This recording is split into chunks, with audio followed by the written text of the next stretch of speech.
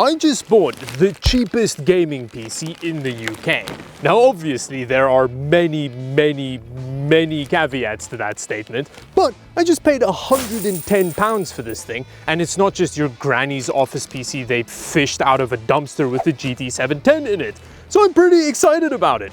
But before we get into that, today's video is sponsored by Papa Linus and his snazzy new Commuter Backpack.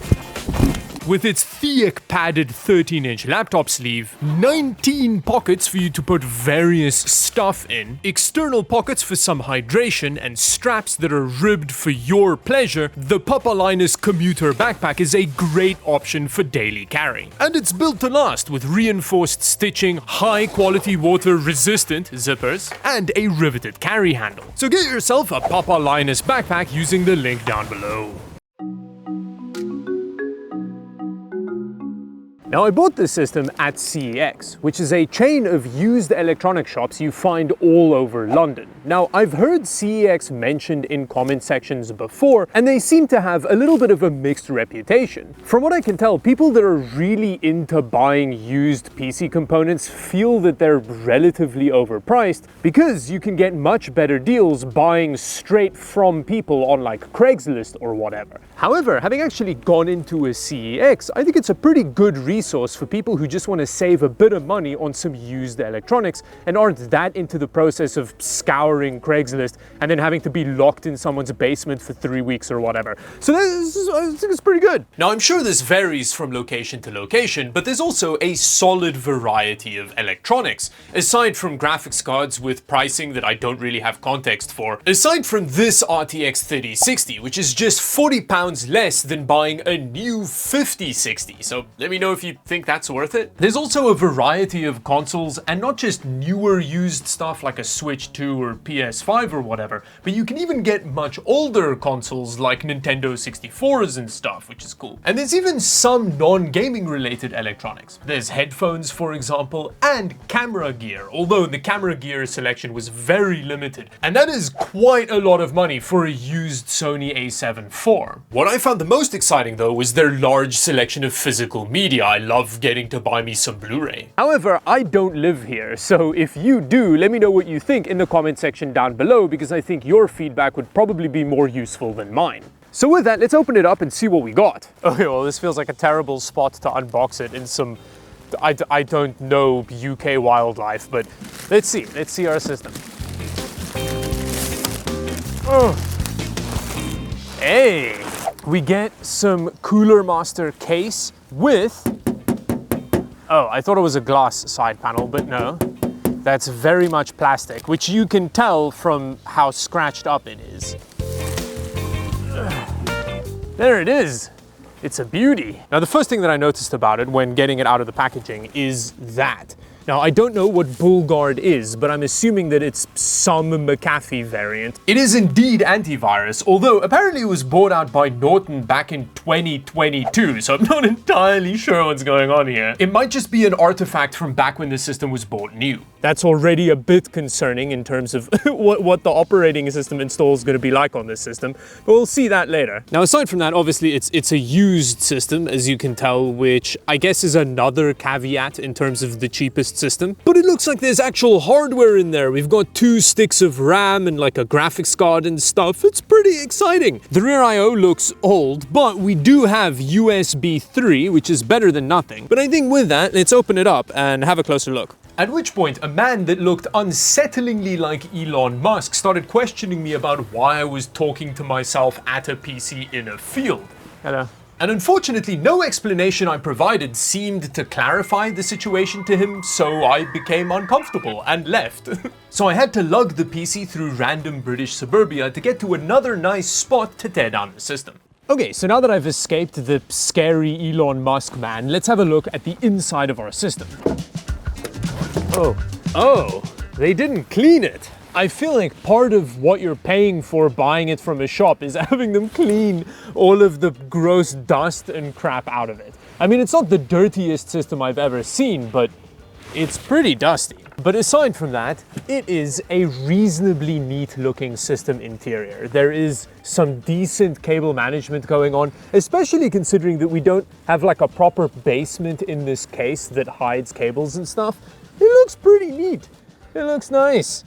Aside from all of the dirt, obviously. A very exciting thing to see is that we have dual channel RAM going on, especially at this price point, or even 5 times this price point. This is only 8 gigs of DDR4, so it's not a huge amount, and these days that's going to be very expensive to upgrade. But it's dual channel, so it might not be that desperate. And then under our Intel stock cooler is a Pentium.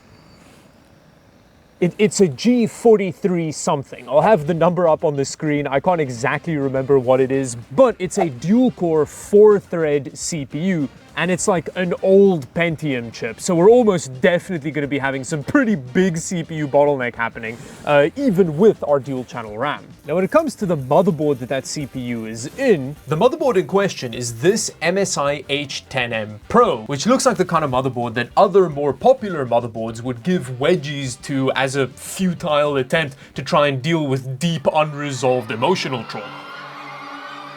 Unfortunately, it only has 2 RAM slots, which is a bit of a bummer. It means that when we want to upgrade this 8 gigs of RAM, we're gonna have to fully replace it. We can't just add another 8 gigs in. Aside from that, we've also got a hard drive in this system. I haven't seen one of those as the main drive for a while, but that just shows how fortunate I am with the systems that I interact with. So this is gonna slow down our Windows 10 experience somewhat, but it does mean, we get a terabyte. That's not bad. Next to that hard drive is some power supply action, which I don't recognize the brand, but it has some pretty strong IED vibes to it. I mean, a 33 amp 12 volt rail is not the worst thing ever. And at least it has an 80 plus rating, for whatever that's worth. And then finally, we get a dedicated graphics card that isn't just a GT 710, like we would have gotten if we bought anything from Amazon. And the systems on Amazon cost like double the price. So I think the fact that we get a GTX 1050 Ti is a huge boon for this system. On the note of said Amazon PCs, Amazon UK has a real GT 710 gutter trash problem. Now, for those of you that don't know, the GT 710 is this little guy, and its sole intention is for it to be a hole for you to plug a monitor into like an office PC. Now, there are several versions of this graphics card, and every single one of them is designed for gaming in the same way that I am designed to be an Olympic athlete. So when you search gaming PC on Amazon and immediately get inundated with PC gaming setups based around GT 730 systems, that should immediately pucker your butthole.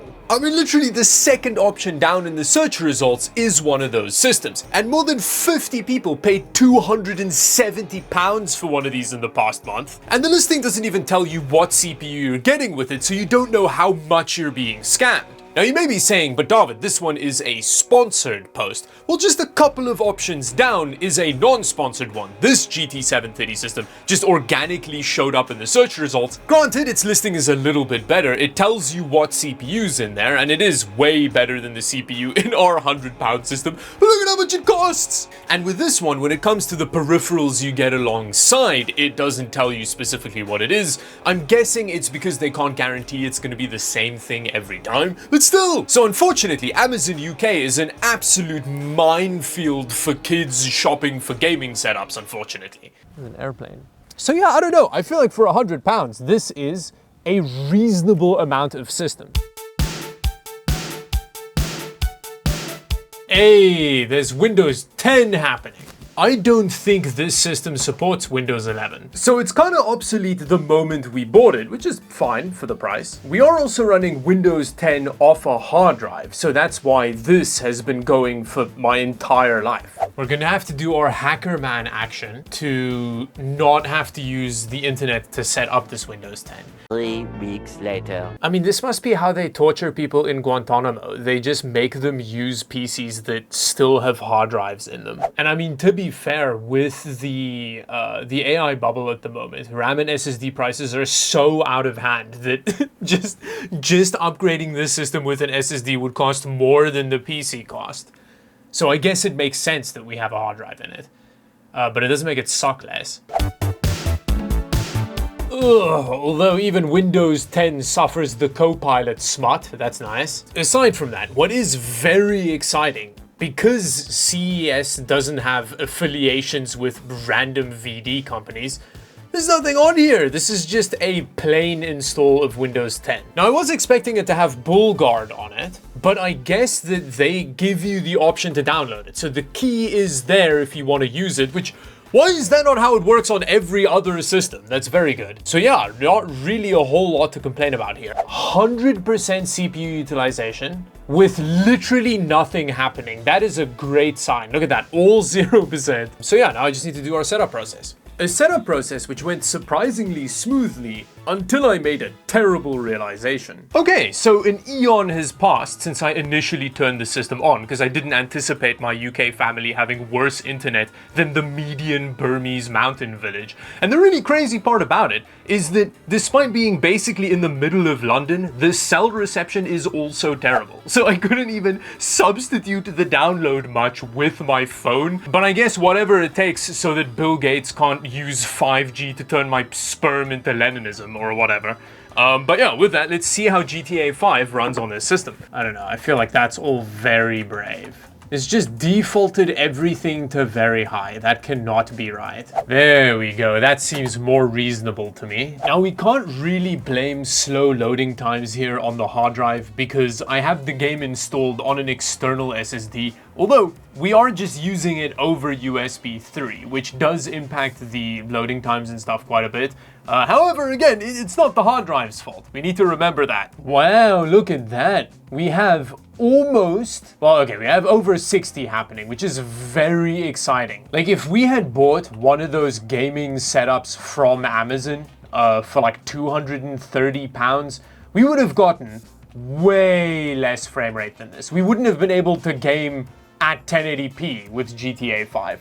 Whereas our little 1050 Ti is running the game very well. Like, this is super playable. We have pretty solid frame time graph happening as well, so it's running better than it would on a much more powerful system because we'd run into our high frame rate engine braking problem. So this is really good. That is all despite of the fact that our GPU isn't doing a whole lot. We have some hella CPU bottleneck happening here. Like, our 1050 Ti is barely using 40%. On the bright side though, it should be relatively cheap to find a very significant upgrade over this Pentium CPU that we have in the system. And then on the second bright side, because our graphics card isn't doing much, we have very low temperatures and the noise isn't any worse than it was just idling. Oh, bad stuff's happening here. I think that's a RAM issue though. I think it's because we're loading a new area. Oh, big stutters. Oh no. Because when we slow down, it's way better. So I think when we move into different areas too quickly, the RAM struggles to keep up. This is 1080p low settings without any fidelity FX, and we're getting about 80-ish frames per second. It's not the most spectacular feeling gaming experience. Like, I wouldn't want to play high-level competitive CS2 like this, but if you're a kid wanting to get started gaming in esports or whatever, this, I feel like, is a reasonable way to start. And to be fair, I feel like with this setup, the monitor is a pretty big bottleneck because it's not designed for gaming. So even if you had a lot more frame rate, it isn't necessarily gonna feel much better than it does here. So yeah, I think the system is a reasonable entry point into the world of upgrading your own system over time, which is cool. Next, we're also trying some Cyberpunk at 1080p low, which I cannot imagine is gonna go great, considering how the first two games went. A few moments later. Oh, yeah, no, that's not great. I'm not sure how we're getting 0% utilization on our GPU, This is running terribly in such a weird way. Wow, I think this is more a RAM issue than a CPU one, because neither the CPU nor the GPU are maxed out. Yeah, so if you couldn't tell, this isn't even remotely playable. We're jumping between 11 and 0 frames per second. So clearly our competence ends very quickly once it comes to newer games, because this is brutal. And then every now and then it gives you hope that it's going to be fine, because it jumps up into the mid-20s, but then you just go back down to 3 frames per second again. I then dropped 16 gigs of DDR4 in there, which I could actually enable XMPs on, which was very exciting. We do just need to ignore how much I paid for it though, because it was a lot. Okay, so there is the occasional tiny little stutter, but doubling the capacity of the RAM and having it faster seems to have fixed that pretty bad stutter issue we were having before, at least in GTA 5. So let's see what Cyberpunk does. Whoa, that has made a massive difference. It's actually usable now. And we have 100% utilization on our little Pentium CPU, which has now become the bottleneck because our GTX 1050 Ti isn't being fully utilized, although it's not super far from being there.